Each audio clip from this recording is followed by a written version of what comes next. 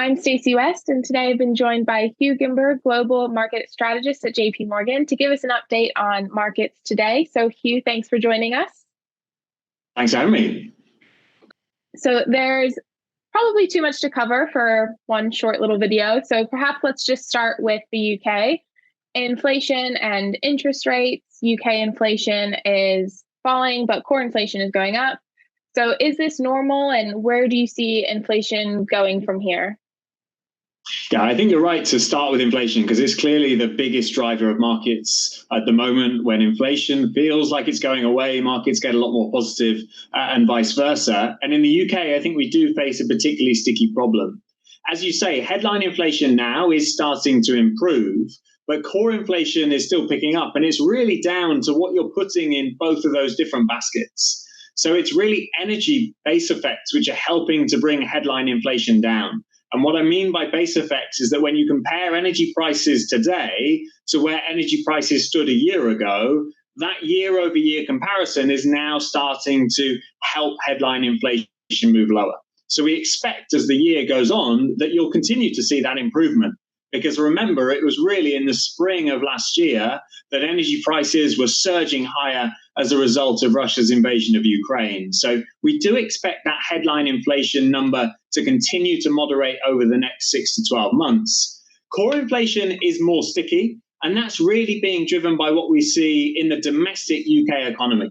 So when you think about what's going into core inflation, it's services activity, it's some goods activity, and it's really the tightness of the labour market and wage growth in particular that we think is fueling core inflation today.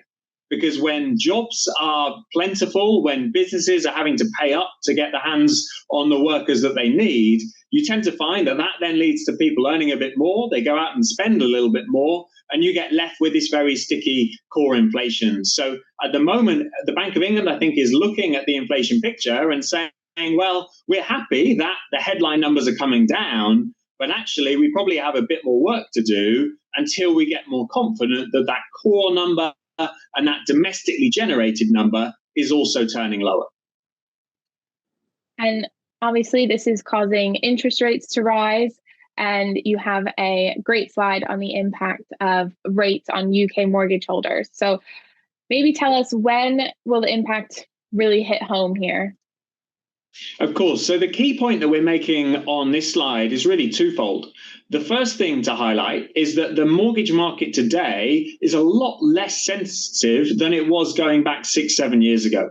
So we've seen UK households shifting away from floating rate mortgages and moving on to fixed rate mortgages. So the interest rate increases that we saw in 2022 were only biting for a small part of the population that were sat on floating rate mortgages. There's going to be a lagged effect of tightening. And what we mean by that is that it's only really over time as fixed rate mortgages, either 2-year or 5-year mortgages, start to expire and households have to reset onto higher interest rates, that the bite from that policy tightening is really going to start. So to put some numbers around that, we were looking at the breakdown of UK mortgages as of the end of last year.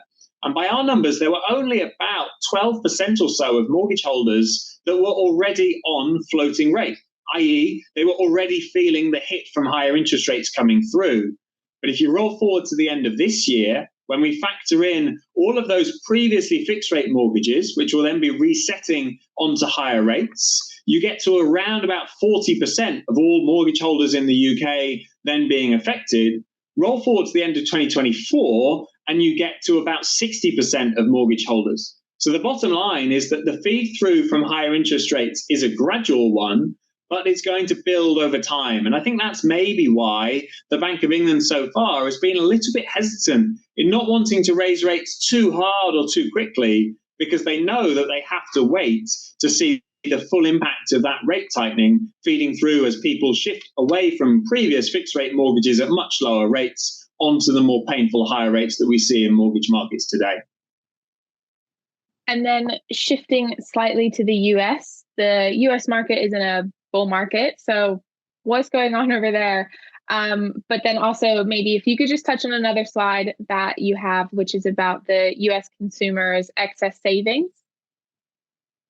Of course. So I think the two are quite clearly linked in that the US economy is showing some pretty healthy resilience over the first 6 months of this year. We came into 2023 with many economists forecasting a recession. And actually, lots of the data that we've had so far has been surprising to the upside. It's been more positive than many would have expected. And it's been a consumer-driven rebound that's really been clear in the underlying data. The services parts of the economy, think hospitality, leisure, all of that spending that people are still catching up on after a couple of years of the pandemic are some of the stronger parts of the economy today. But what that slide on the US consumer also shows is that those excess savings are now starting to be run down quite quickly. And therefore, that sort of pent-up demand boom is starting to tail off, which is one of the reasons that we do still expect a US economy which is going to continue slowing. And unfortunately, recession does remain the base case over the next 12 months. When it comes to the stock market, partly it's been that better economic data, but then also you've had a very, very concentrated stock market in that the top 10 names in the US stock market have given you pretty much all of your year-to-date returns.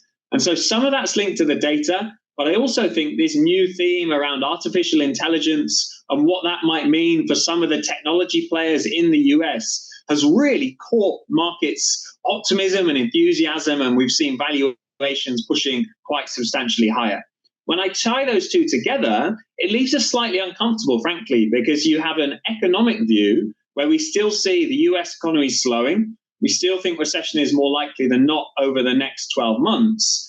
But then you look at valuations in the US equity market and you start to think, well, hang on a minute, to what extent now are the US stocks appropriately pricing the slowdown ahead? So I'd say as a team, we've certainly become a little bit more cautious over the past few months, primarily because it's just increasingly hard to argue that the US equity market in aggregate is appropriately priced for the slowdown that we see to come. And then I just want to finish on another slide that shows predictions for asset return expectations over the next 10 and 15 years. And on this slide, you have China top, followed by Europe and Japan. So maybe if you could just explain the thinking behind this, why these areas. Sure. So this is our 10 to 15 year ahead capital market assumptions. So this is a firm-wide exercise. It happens once a year. We pull together lots of the best thinkers from a huge number of different teams across JPMorgan to try and provide our assumptions for how we see different markets faring, as I say, on that 10 to 15 year time horizon. And so when you do that type of exercise, you then break down the stock market and you say, what are your key drivers of return? So you've got earnings as one, you've got valuations moving as two, and then you've got dividends as three, as your kind of fairly simple building blocks. Of course, you can get more granular within each of those, but those are the three key pillars. So when I look at our emerging markets capital market assumption, as you say, top of the pile, China in particular, right up there at the moment, and that's due to a combination of stronger earnings growth, which is closely linked to the stronger economic growth that we'd expect to see from China and EM across that 10 to 15 year time horizon. But then also generally a more favorable starting point on valuations compared to something like the US market, which, as I say, is looking quite fully priced, quite expensive today.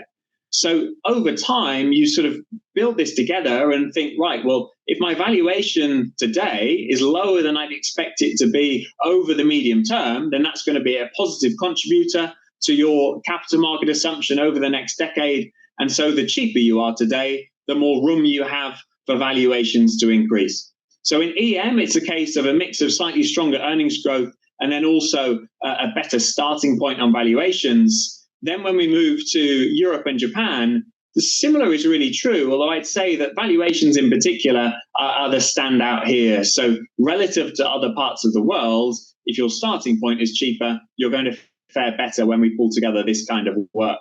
I just flagged one other page in the guide, which I think is really important on this topic, where we look at how important your starting valuation on equity markets is for your long-term returns.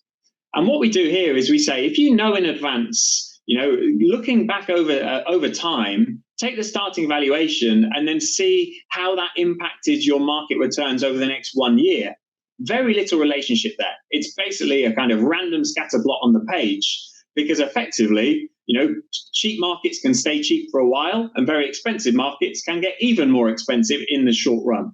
But over the long term, that relationship is much tighter, that valuations really matter for long-term investors, and that's why those regions that you highlight tend to fare better. Hugh, thank you very much for walking us through various different points of what's going on today. If you're interested in viewing the full JPMorgan's Guide to Markets, it's available in the description below and on our website. And for more information on all elite rated products by JPMorgan, please visit fundcaliber.com.